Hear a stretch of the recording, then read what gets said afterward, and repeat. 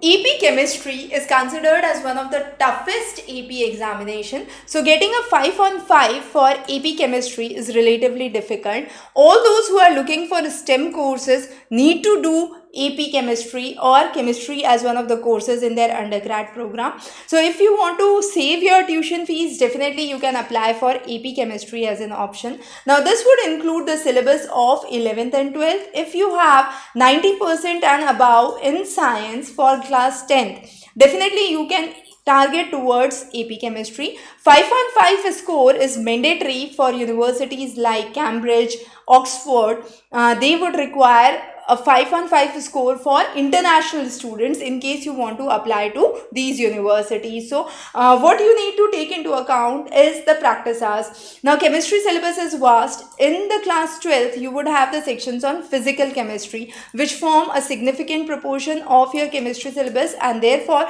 preparation for AP Chemistry becomes important, and you should aim to give AP Chemistry after your 12th examination, because you would have a good understanding of 11th and 12th, which would give you a strong foundation for your AP Chemistry preparation.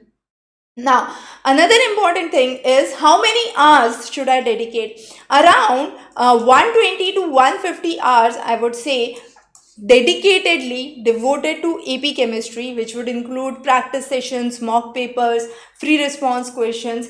Then you are all set for your AP examination. Try to appear for at least 3 mock papers before your examination. These are some of the quick tips for appearing for AP Chemistry. More important useful resources in the description below. Have a wonderful day.